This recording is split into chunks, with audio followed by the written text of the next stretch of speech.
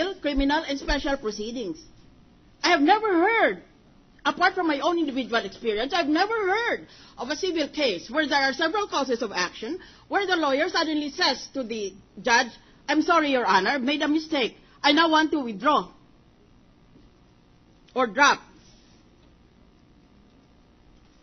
more than half of my causes of action. This is unprecedented.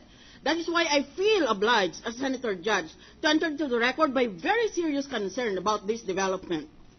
Number one, Counsel, you please take a seat. Number one, early in this trial, I asked both panels, to please tell the court how many witnesses you will present and how many pieces of evidence you expect to authenticate by the testimony of your respective witnesses. Both panels submitted their so-called compliance. That is to say, when a judge issues an order and you comply with the order, you file a piece of paper called compliance, and then you attach whatever it is that the court wanted to see or hear or to read. There's a compliance dated 27 January 2012 filed by the House of Representatives, where the order of the court was list down all your testimonial and documentary evidence on my instigation.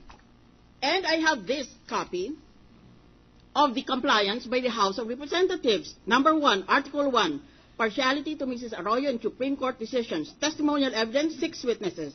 Documentary evidence as appropriate. This is a long list of documents that these 6 witnesses were supposed to authenticate. Article 4, irregularities in the issuance of the status quo ante order on the impeachment proceedings of former Ombudsman Merceditas Gutierrez. Testimonial evidence, said the prosecution panel, 7 witnesses, plus the corresponding list of documentary evidence to be presented through those 7 witnesses. Article 5, gerrymandering in the creation of 16 new cities and the declaration of Dinagat Island as a province. Testimonial evidence, 3 witnesses. I'm quoting the prosecution panel. Documentary evidence, a list of cases. Article 6, allegedly improper investigation of Associate Justice Mariano del Castillo's plagiarism case. Testimonial evidence, 2 witnesses. Documentary evidence as listed. Article 8, failure and refusal to account for the Judiciary Development Fund and special allowance for the judiciary. Testimonial evidence, 7 witnesses. All these witnesses are listed here. What their names are, what their addresses are, and what is the purpose of their proposed testimony. Plus, of course, the documentary evidence to be authenticated by these witnesses. So, House of Representatives, January, tells us in the impeachment court, we'll present these witnesses, we will also prove and authenticate, introduce into evidence and authenticate documentary evidence. Now, all of a sudden, it's only March, January, February, March. All of a sudden, there's a complete turnaround. Ni hi, ni ho, wala. Basta sabihin lang niya, ayaw na namin napresenta ng ebidensya. Ngayon, this is of very serious concern to me as a lawyer and as a former judge. Una, naglalaro ba? Nagbibiro ba kayo? In writing ang inyong compliance nga. Sabi niyo, we'll present so many witnesses, so many documentary pieces of evidence. Pagkatapos ngayon, sabihin niyo, without explanation, our case is very strong. We no longer want to present evidence on these causes of action. You are prejudging the case. What are you? Conducting trial by... What are you doing? Conducting trial by publicity? Let me remind you, an impeachment trial is both quasi-judicial and quasi-political. But let me place this in context. In its quasi-political aspect, an impeachment trial is not to be decided by the reading public or the viewing public or by any of the publics that we are addressing. It is true that the Constitution provides sovereignty resides in the people and all government authority emanate from them. But sovereignty resides in the people is a term of art in law, meaning to say it is a special code. It has a special meaning. It's not being used in its ordinary meaning. When the Constitution says sovereignty resides in the people, what people are we talking about? All 98 million Filipinos? Or all 65 million registered voters? A majority of registered voters? All survey firms? Or which survey firms are you referring to? Referenda? By certain NGOs?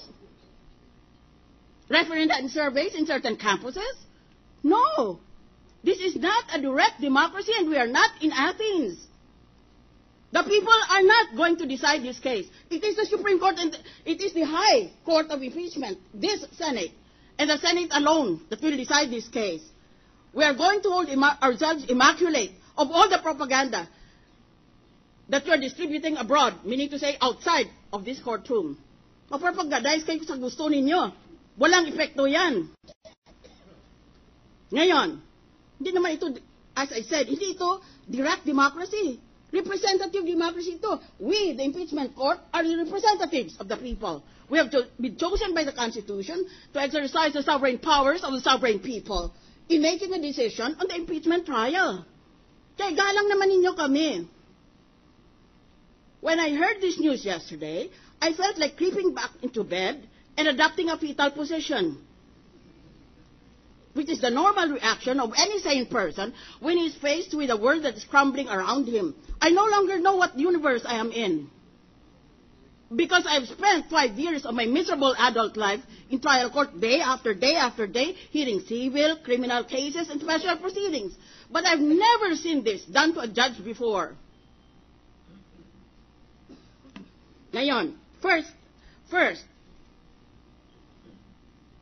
point of concern was the compliance of the House of Representatives telling us that they were going to present such witnesses and such documents under these articles, but now they are being withdrawn or being dropped. At the outset, my request is prosecution files the written motion as directed by the Senate President. Will you please verify, are you withdrawing the articles, or are you just waiving the right to present evidence on them? There's a difference. If you're withdrawing the articles, then you have to amend your complaint, because under the rules of court, you have to amend your complaint to conform to the presentation of evidence. Di pala kayo mag-ebidensya, ba't nyo lilistan yan? On the other hand, if you're completely just waiving the right to present evidence, then you give the defense the right to present evidence, even if you have already waived your own right. Just because you waived your own right does not mean you can waive it for the other side. You've already, in effect, raised suspicions in the mind of a reasonable person about the moral position of the Chief Justice. Of course, they have a right to present evidence to dispel those suspicions raised by your own complaint. Kaya, pakiliwanag lang. Kayo ba, ay sinasabi nyo sa amin, ayaw na namin itong articles of impeachment at baliwala na, pakibasura na. O, nandiyan pa rin yan sa aming complaint, pero ayaw namin magbigay ng ebidensya. Will you please make a distinction between those two? Because each of those optionals have their own peculiar circumstances in law. Ngayon, nagbasa na ako ng mga sinabi ninyo noong Enero lamang. Paruso pa lang ngayon, nagkapalit na kayo ng isip. I am very concerned that this might constitute unethical behavior. In trial court, we have also a term of art called, which sometimes used, and it is normally runs to frivolous and sham. Frivolous and sham is not to be taken its ordinary meaning. It is also to be taken its technical meaning. And this is a technical meaning of a frivolous claim. A frivolous claim in legal terms refers to a lawsuit or motion in lawsuit motivated by an intent merely to harass, to delay, or to embarrass the opposition. In order to be found frivolous, the claim must have no arguable basis in law or in fact.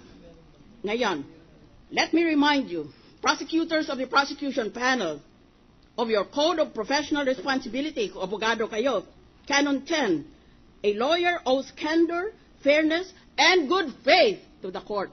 Nang sinabi niyo sa compliance niyo, napipresenta kayo ng ebidensya at bawat testigo ay maglalabas ng mga dokumento niya. Were you in good faith?